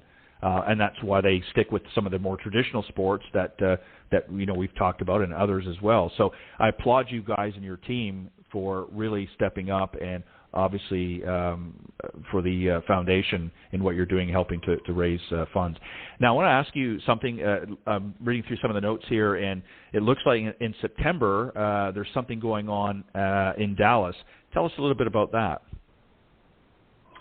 Yeah, we have an annual golf tournament that we started last year, and so this is our second annual, what we call Skin in the Game tournament. Mm-hmm. And so it's at the Dallas Cowboy Golf Club. Let me just pull up to just make sure I'm yes it is speaking with the so it's we're gonna have some great individuals, some great celebrities and everything that are going to be there. But we're teaming with a group called SkinView. So SkinView is a group that is early detection for skin cancer. So we're teaming up with them to run this event. And so, be it skin health or kids health, we're just asking people to come and join us for the day for some great networking, with some industry leaders in healthcare, professional sports, and many other industries. So it'll be a fun day. We'll have some, definitely some cowboy alumni that's out there, and the head of the NFL alumni is out of Dallas there too. So we'll be having some great people that's there. But so we're have 100 limit capacity for people to come and join us, but if you're in the area, we'd love to see you there at the Cowboy Golf Club on September 21st. Well, it sounds like a great opportunity for those that are able to attend, and I think it's, again, for a worthy cause. It's always interesting to me, and really, so many other industries, and particularly in professional sports, do a lot of things to help local communities, giving back to various charities and things like that. But really nobody, and this has been proven, does it to the extent that the something about the game of golf. I don't know what it is. I'm still trying to figure it out. But the golf industry as a whole, all components of it, not just the PGA of America and so on, really has done a great job over the decades of really building and helping foster growth in communities, not just in the game, but just in other areas as well, from health services and things, just with the money that's been raised through charities. What's interesting, and I want to touch back on this a little bit too, because you mentioned this, and I know this was important to Payne, because he talked about it quite often during his time, and that was faith. You mentioned that was very important to him, and probably now more so than ever, I think it's important for these young kids to really have an understanding, and some of the things that were important to him, he wanted to express, and this is why, of course, his wife gave her blessing. This is something that they wanted to make sure moving forward that it continued. And you guys are doing that. Maybe, again, can touch a little bit on that, what you're doing there. And then also we can sort of roll into the family, how we're making it that the families are taking part really together in this whole process.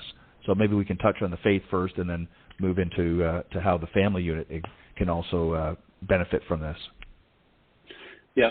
So, Payne was a changed man over time. I mean, as Payne in his early years, just was a little bit, flamboyant and everything in what he did, and just had some, run-ins and everything with the media. Tracy was definitely one person that calmed him down, but it was also his kids, and it was in Orlando there where they ended up sending their kids to a Christian school.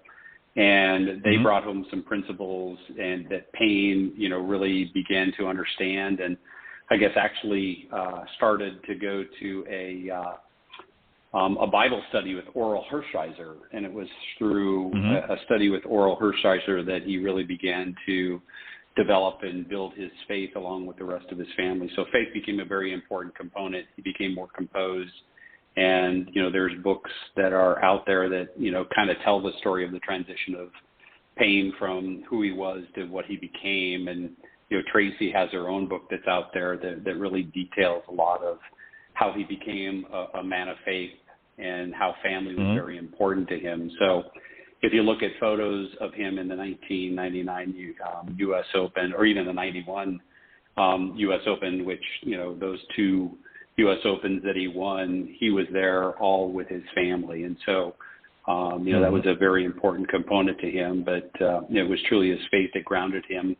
And in the plane crash, when when it went down at the end of 1999 there, he had his WWJD bracelet that his son Aaron gave to him, that he was no longer ashamed to talk about his faith, but had it on public display. And so, that was a key component to him, and something that we as a group want to make sure that we're carrying on that legacy of Payne. So that's an important element to us. So it's the faith, the family, and the fun aspect. Our signatures on all of our emails is live inspired. I mean, Payne was a man that lived fully inspired, and so that's kind of what drives us to do what we do, so that we are inspired not only in doing what we're doing, but, that we're grounded in the faith that we have in carrying these things out. Yeah, and I think it's important, really, it's one thing to build character as a golfer. I mean, we obviously want to, be good stewards of the game when we're out there playing. We want to be honest and forthright in everything from keeping score and obviously playing, what has, always been referred to as a gentleman's game, and that's meant not necessarily, in just gentlemen, but just that sort of mentality of, let's be gentlemanly or good stewards of the game when we're out there, and obviously have fun, but and I think that's important that you're able to do that before you're really getting into the fundamentals of the actual game. You're really touching on, through the faith part of it and so forth, the really fundamentals of life.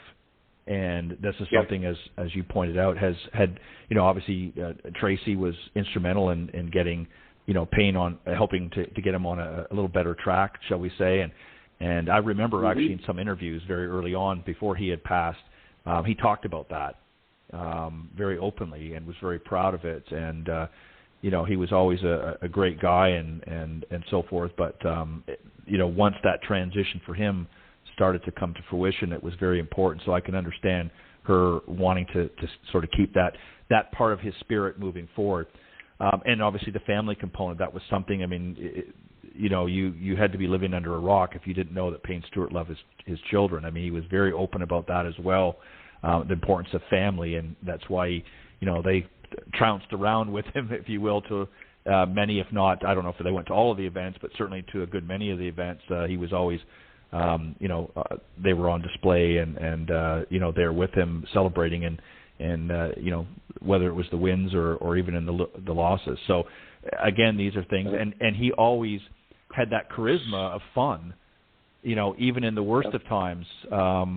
He always had that spirit. So I can understand having faith, family, and fun as really sort of a mantra, if you will, at the foundation.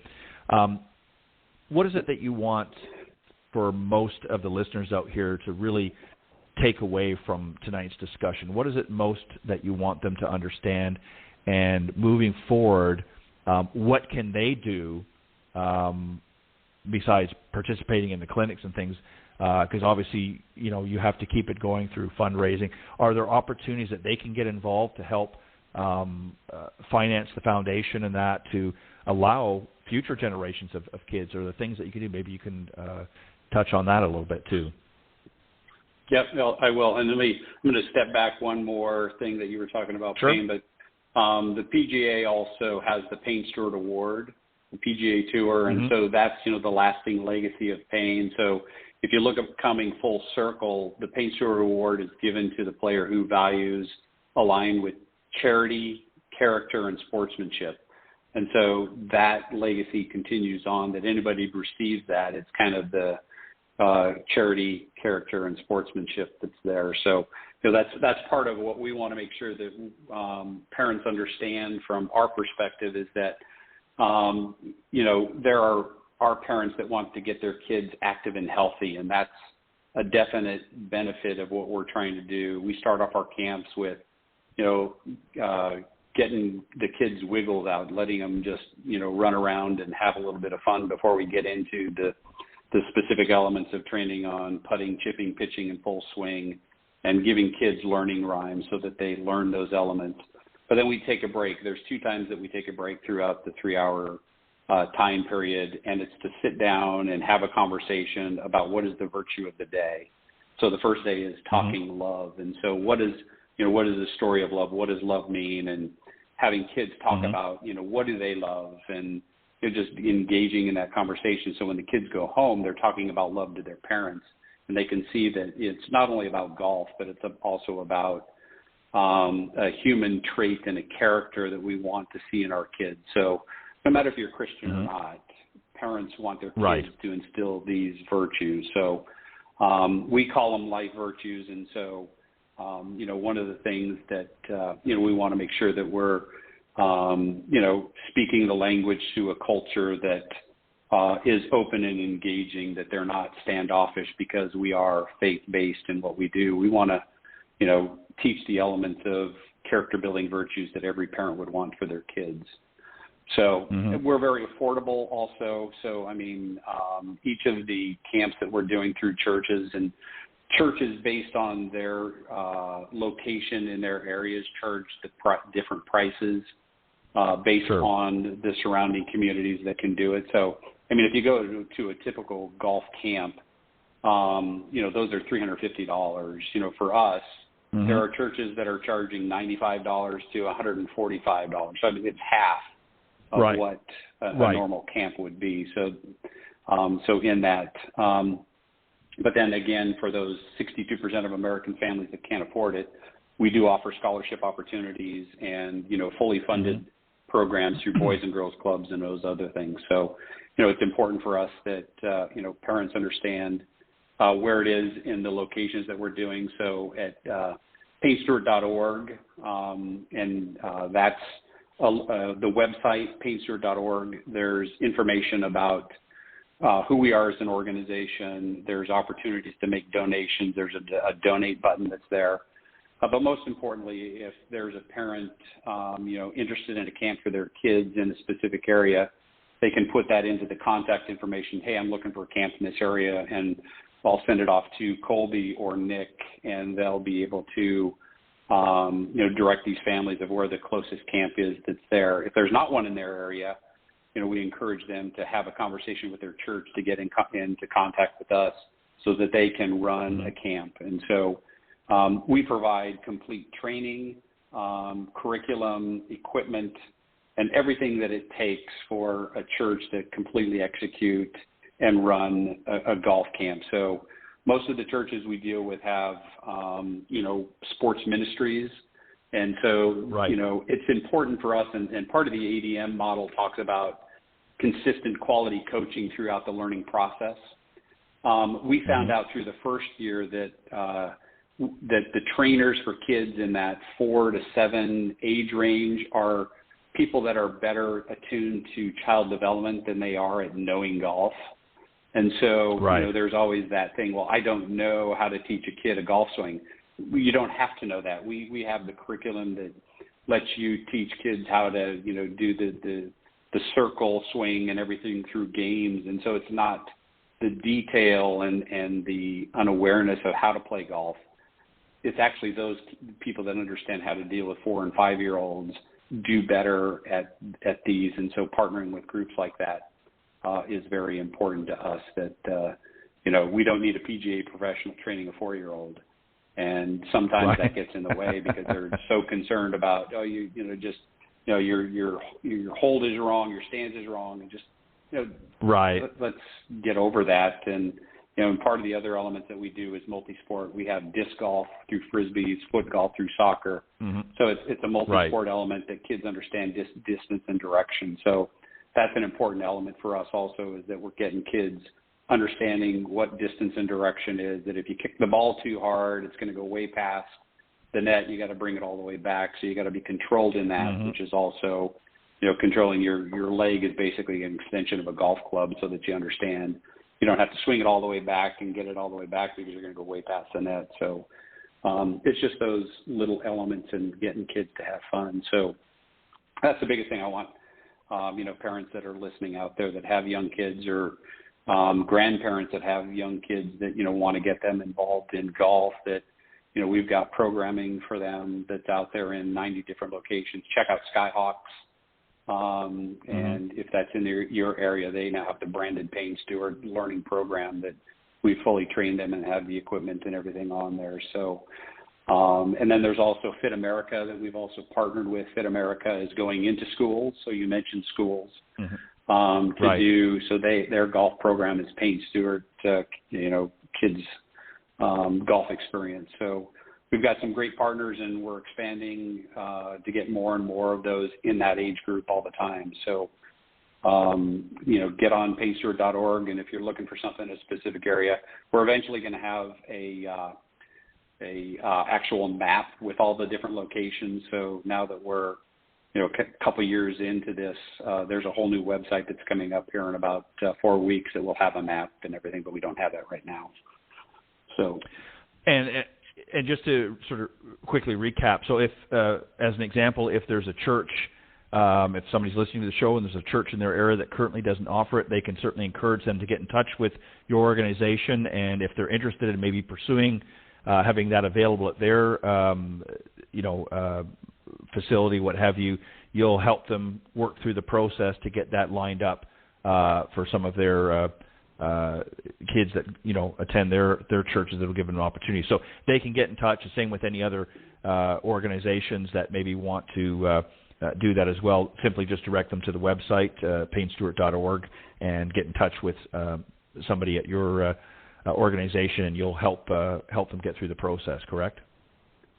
Yep. So go to paynestewart.org, and on the contact page, put in your information, and we'll get it. And either Nick Anderson or Colby Morris will follow up with them and give them all the details that they need to know what it is to run a Payne Stewart golf experience. Well, I think that's fantastic. And, really, as I listen to you and look through some of the information, really the game of golf itself is really a vessel that you're using to really develop a healthy life, if you will, for children. And what better way to do it than through something that obviously Payne himself loved. It was a game and sport that he obviously made a career of, but he enjoyed a lot. And, golf teaches so many life lessons on its own, both on and off the golf course. As we can see this weekend with the U.S. Open, we'll watch some of the best players in the men's side of things.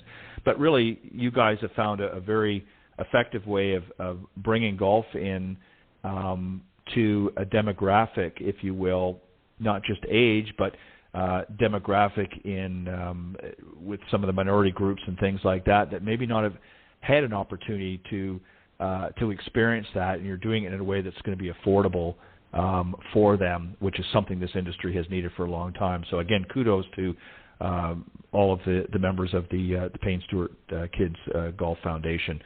I think we can leave it. Thank you for that. Yeah, go ahead. Sorry.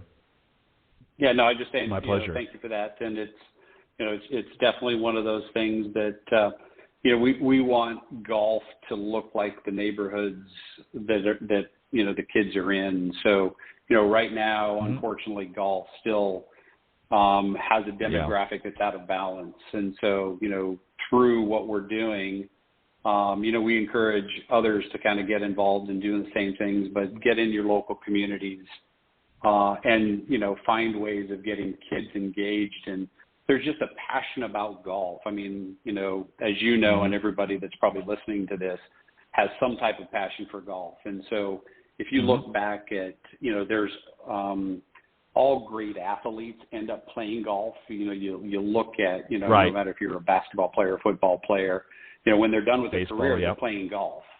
Yeah, and so golf is a lifetime sport. So, if you end up playing golf, why not start with it? And so, Kelly likes to tell the story that, hey, if some of these kids, if Michael Jordan may have been exposed at a Boys and Girls Club to golf, he may have been the greatest golfer along with Tiger in doing that. And so, that's what we want to do is, create some great athletes going through Boys and Girls Clubs and, fit schools, getting exposed to just playing and having fun with golf. And they have to first be exposed to it, let them have fun, and then they continue on their journey with all the other programs that are already existing out there. So we're just grateful that we've been able to be blessed to step in a space here that nobody's been doing, because really dealing with kids 4 to 6 years old is hard. And so, you really have to understand kids and get them, let them have fun, which is why nobody stepped into it. And so we're blessed to be there. Yeah. Yeah, there's definitely, I mean, there's the odd, pro that's tried to do something, in their local community, certainly not to the level that you are, but, and the problem that, again, the industry has had is it's never been organized. And really what you guys have done is you've organized an effective program that now can be replicated, across the country under, obviously the umbrella of the Payne Stewart Foundation, but gives them a benchmark to work from, which has not been here, and I can attest to it. And you're right. It's just getting them exposed to it, letting them get out and have fun without making it so complicated, because golf can be challenging. Let them have fun first, and then let them choose what level or what direction they want to pursue. But it's getting them exposed to it and letting them see and get a taste, if you will, whether or not they're ever going to get into the game. And, that's been the biggest problem, the biggest hurdle to get over. So, again, kudos to you and your team and the rest of them there for finding and helping to close this loophole, because it has been far. And if I can add one more final thing before we wrap up is, it's been very, very challenging over the last couple of years for everybody with what's gone on around the globe. And one thing that we can see happening is golf has really elevated because it was one of the few things that we could do during this pandemic. So this is really an opportunity for the industry to step up, because we've talked about growing the game for over a decade. And here we've got an opportunity where the game is growing naturally because of, just the circumstances. I hope that they will take advantage of this opportunity in a good way and utilize programs like you're offering through the foundation, and really truthfully grow the game beyond what it's gone before, not just in size or numbers, but into areas that have never gone in before, and don't blow it. That's my greatest fear. Right. So I hope you guys will continue to, to keep doing what you're doing and getting the word out there, and I'm happy to help in any way that I can as well. But I appreciate you coming on, Dan. Go ahead. Yeah, so that's greatly appreciated. And there's just we've also teamed up with Club Corp with It's Now Invited. That's going to be doing an effort at the end of August to raise funds for the Payne Stewart Kids Golf Foundation through their club. So they understand the importance of developing diversity in their communities. And so if they're a Club Corp member, look for that announcement that be coming out to how they can help support the Payne Stewart Kids Golf Foundation during the last weekend of August. That's when the Payne Stewart Award is out there. There's a lot of awareness.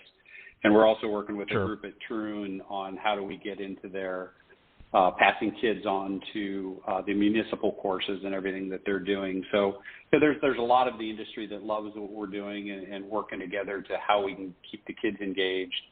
and everything. So, if there's the others that are out there that are, find ways to like, hey, we'd love to team with you, give me contact information. I'd love to talk with you with how we can team up to do good for kids, because that's our focus. Is we're not here to build up our own. We really want to see lives of kids changed, because all kids deserve to play golf. I couldn't agree more. And it all begins, I believe, with the click of a mouse. So go to paynestewart.org. All of the information's there that we've talked about and more.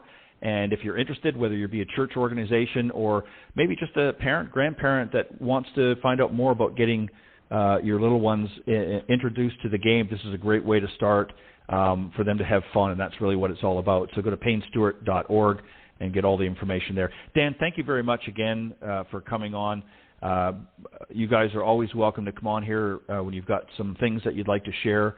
I think what you're doing is fantastic. I've said this for many, many years. This is something that the industry has needed, and you guys are really stepping up. And I only wish that Payne was here to be able to witness it in person, but I'm sure he's watching from above and is very pleased with what you guys have done. And thank you for what you're doing. Aaron and Chelsea are they're watching us, and Chelsea is actually sending her son to one of our golf camps in Texas. So the Stewart family's involved, and we're truly blessed to carry on his legacy. So thank you for having me on. I greatly appreciate the airtime, and just have a true blessed Father's Day.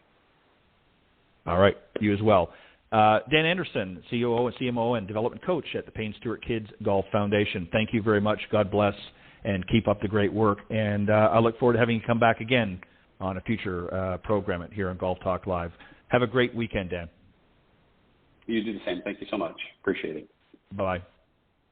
All right. That was Dan Anderson, the COO, CMO, and development coach at the Payne Stewart Kids Golf Foundation. Again, you can go to paynestewart.org to get more information about their programs. I think it's great to introduce youngsters to the game, but in a fun way, not overwhelming them too much. All of the information's there, and I'm certainly going to be passing that along, that website and that to my local church and churches in the area, and getting them involved as well. I think the more the merrier. We'll see what we can do to help really grow this game in a positive way and make it inclusive so that everybody has the opportunity to play, because it is a great game. It is, as Dan said, a game of a lifetime, but the first step is to introduce it to everybody and let them make the choice from there how they want to move forward. All right. Thanks, everybody, for joining me this evening. Again, a special thanks to Jamie Leno-Zimron and Sue Weger for doing a great job on the Coach's Corner panel a little bit earlier. And again, a special thanks to my guest this evening, Dan Anderson from the Payne Stewart Kids Golf Foundation. God bless everybody. Again, for those fathers out there, or for those of you listening that want to get Dad a great gift, you can go to golftipsmag.com. That's golftipsmag.com. And click on the print subscription and enter promo code GolfTips21, and you'll get 30% or more off of the subscription, the annual subscription price, and it makes a great gift for Dad. There's also a digital version as well. You can save on that too. So if you want to do that route, you can also do that as well. But have a great weekend. Happy Father's Day to all the dads out there. God bless everybody, and I'll see you next week right here on Golf Talk Live. Thanks for joining us. We hope you enjoyed this week's broadcast of Golf Talk Live. We'd like to thank this week's Coach's Corner panel, and a special thank you to tonight's guest. Remember to join Ted every Thursday from 6 to 8 p.m. Central on Golf Talk Live. And be sure to follow Ted on Facebook, Twitter, and Instagram. If you're interested in being a guest on Golf Talk Live, send Ted an email at ted.golftalklive@gmail.com. This has been a production of the iGolf Sports Network.